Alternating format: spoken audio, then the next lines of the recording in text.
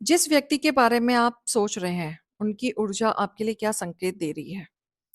जिसने आपको बहुत ज़्यादा दुःख दिया, बहुत ज़्यादा परेशानी दी एंड आपकी ओवरथिंकिंग इतनी बढ़ चुकी है कि आप उस व्यक्ति को अपने दिल और दिमाग से निकाल ही नहीं पा रहे हैं।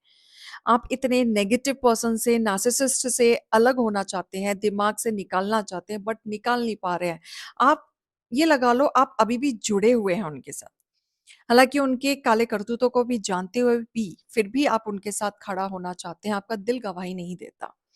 अगर ऐसा ही कुछ आपके साथ हो रहा है कि सच्चाई जानने के बाद भी आप मूव ऑन नहीं हो पा रहे हैं, परेशान हैं और आप जानना चाहते हैं कि सामने वाले की ऊर्जा क्या चल रही है, तो ये रीडिंग को एंड तक ज़रूर देखिएगा। हम इस रीडिंग में पूरा चीज़ कवर करेंगे।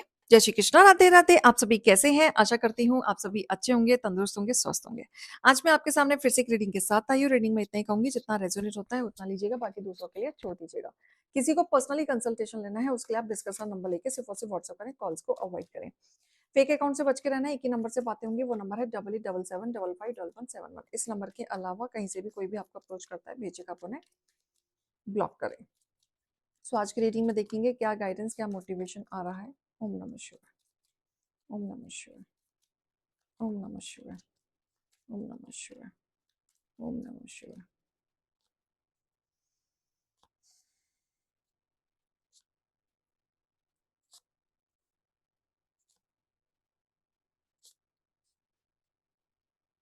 हुँ।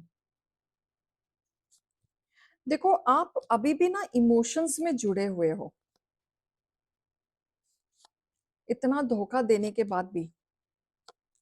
हुँ। देखो, ये पर्सन ने आपको धोखा ही दिया है, सिर्फ़ धोखा दिया, इसमें कुछ सच्चाई नहीं थी, इस रिश्ते में कोई सच्चाई नहीं थी, ठीक है? आप पास्ट की मेमोरीज़ में अभी भी अटके हुए हो, आप निकल नहीं पा रहे हो। निकलना चाहते हो बट निकल नहीं पा रहे हो क्योंकि आपने शायद इस रिश्ते में बहुत कुछ दिया। आपने इमोशंस दिए, आपने समय दिया, आपने वक़्त दिया, आपने वेट किया ये शायद ये इंसान सुधर जाएगा, ठीक है? तो कंटिन्यू यही सारी चीज़ें आपको चलती रहती हैं और इस पर्सन के बारे में आप सोचते रहते हैं। बट इस पर्सन ने आपको कभी इम्पोर्टेंस दिया ही नहीं। ठीक है? और इसकी ऊर्जा जो थी ना, ये आपकी तरफ कभी ध्यान दिया ही नहीं और ये पर्सन अपने आप में लगे रहते थे। बहुत ब्लंट थे, बहुत स्ट्रेट फॉरवर्ड थे, बिना सोचे-समझे कुछ भी बोल देना और आपकी परवाह ना करते हुए आपको हर्ट कर देना। ठीक है? ये वाली ऊर्जा मुझे यहाँ पे दिख रही है। तो छल-कपट था इन चीज़ों में, बहुत ही ज़्यादा छल-कपट।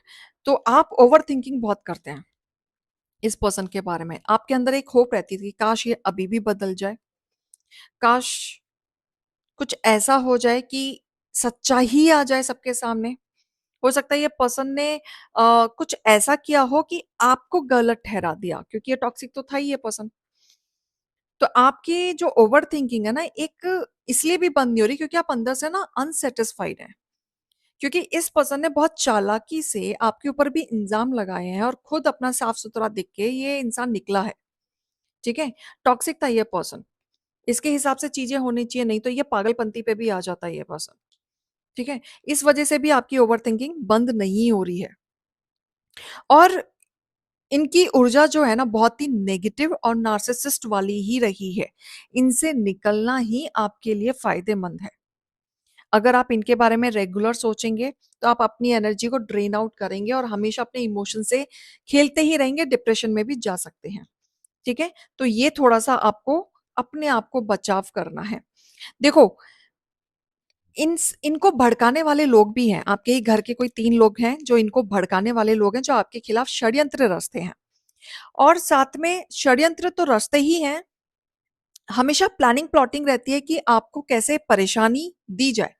झूठी-झूठी कहानियाँ बताई जाती थी ताकि घर में स्टेबिलिटी नहीं, हमेशा कलेश मचा रहे। ठीक है? तो ये जिस पर्सन के आप बारे में सोच रहे हैं ना कि थोड़ी बहुत जो आपने इमोशंस दिए, वो इमोशंस देने की इन्वेस्टमेंट करने की ज़रूरत नहीं क्योंकि आप अपनी एनर्जी को ड्रेन आउट कर रहे हैं क्योंकि ये पर्सन को समझ ही नहीं है। ये कोई और कुछ बोल देता है तो उनकी बातों में आके एक्शन ले लेते हैं, अपना खुद का दिमाग नहीं लगाते। ठीक है? तो ये जब खुद का दिमाग नहीं लगाते हैं और किसी और की बातों में आ जाए तो ये क्या रिश्ता निभाएँगे? ठीक है? तो ये देखो कर्मा, कर्मा इनकी तरफ आ रहा है, बिल्कुल आ रहा है, रिवर्स हो रहा है। एक चक्रव्यूह आपका इनके साथ खत्म हो रहा है, एक एंड साइकिल जो है, डिफिकल्ट साइकिल आपकी इनके साथ खत्म हो रही है, जिसमें आपने बहुत सारा फेस किया है, डिफिकल्टीज फेस की हैं, आप परेशान हुए, आपने चीख-चीख के अपने आप को प्रूफ करने की कोशिश की, आपने अपने इमोशंस के चक्कर में, अपने आप के चक्कर में आपने इस रिश्ते को भी सँभालने की कोशिश की, लेकिन आपको बदले में कुछ मिला नहीं। आप चीखते रह गए कि आप गलत नहीं हैं, आपने कुछ नहीं किया है, आप अपने आप को प्रूफ करते रह गए, लेकिन बदले में कुछ मिला नहीं, ठीक है? तो ये जो पर्सन था आपकी ज़िंदगी में, बहुत ही नेगेटिव पर्सन था, इनके बारे में सोच के अपनी ऊर्जा खराब मत करो, आप आगे बढ़ो, बहुत कुछ इंतज़ार कर रहा है, ठीक है? आप पीछे चीज़ों में अटके रहोगे, तो जो प्लानिंग करोगे वो नेगेटिव वे में जाएगा, फिर बोलोगे कि जो मैं सोचता हूँ, जो मैं सोचती हूँ, साथ ही देख लीजिएगा, वो एग्ज़ीक्यूट ही नहीं हो पाता, मैं कर ही नहीं पा रहा हूँ। करना बहुत कुछ चाहता हूँ लेकिन मैं कर ही नहीं पा रहा हूँ। कहाँ से करोगे भैया? सिर्फ़ प्लानिंग तक ही तो है चीज़ें, खत्म हो जा रही हैं उसके बाद, ठीक है? तो अपने इमोशंस को please take care of that and जो भी चीज़ें आपकी आ रही हैं, उनको प्रैक्टिकली बैलेंस करके आगे बढ़ो। किसी और के कहने पे नहीं, क्योंकि ये लोग तो चाहते हैं आपके इमोशंस के साथ खेलना, ठीक है? जजमेंट आपके साथ होगा और ये तभी होगा, जब आप एक्शन लेंगे। हाथ पे हाथ धर के बैठ जाओगे, कुछ नहीं होने वाला। ठीक है? घर में लड़ाई झगड़े के चक्करों में पड़ोगे तो अपने ऊपर ध्यान नहीं दे पाओगे, करियर खराब हो जाएगा, है ना? जासूसी बनने की कोशिश करोगे तो मेंटल स्ट्रेस होता रहेगा। तो वक़्त वक़्त जो है ना सबका आता है, इंतज़ार करो, ठीक है? पहले अपने आप को हील करो, सेल्फ लव करो। अभी आप बहुत डिस्टर्ब दिख रहे हो, बहुत सारी चीज़ों से, ठीक है? बात को पकड़ के मत बैठो, जो होना था हो गया और जिसके लिए पकड़ के बैठे हो वो पर्सन आके ठीक नहीं करने वाला, वो डिज़र्व ही नहीं करता आपको। ओके, तो इस चीज का खास ध्यान देना है आपको। और ये पर्सन कहीं ना ये धोखेबाजी था, इसने हमेशा आपके इमोशंस के साथ खेला ही है। ये पर्सन क्या ही आएगा आपके जीवन में। यस, रिग्रेट होगा उनको आगे चल के, रिग्रेट मुझे दिख रहा है, ठीक है? और ऐसा रिग्रेट होगा कि उनको लाइफ में आगे चल के कोई नहीं चाहिए होगा, ये अकेले रहना शुरू कर देंगे।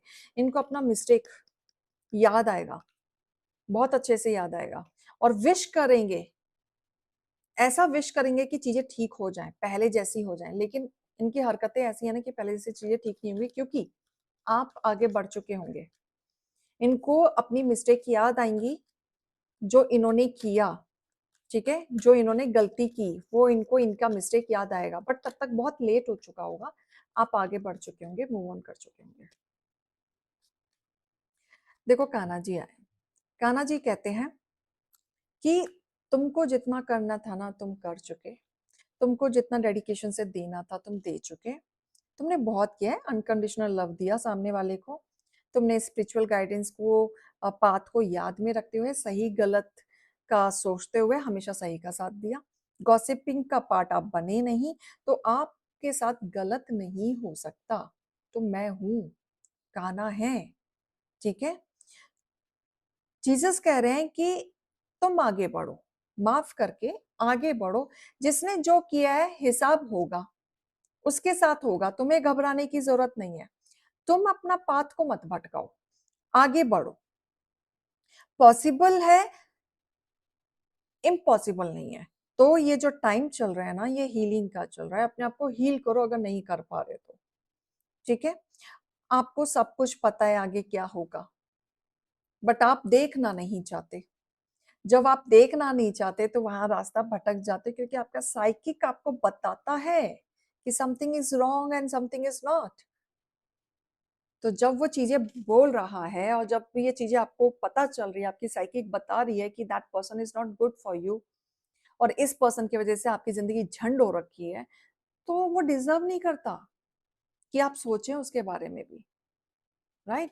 तो यही बोला जा रहा है कि थर्ड आई चक्र आपकी एक्टिवेट हो रही है, स्पिरिचुअल जर्नी आपकी एक्टिवेट हो रही है, ट्रुथ आपके सामने आ रहा है, अपने आप को डिमोटिवेट मत करो, ठीक है? तो इसमें अपना ध्यान दो। एक और गाइडेंस निकालेंगे। Yes, day of balance, balance बनाओ, ठीक है?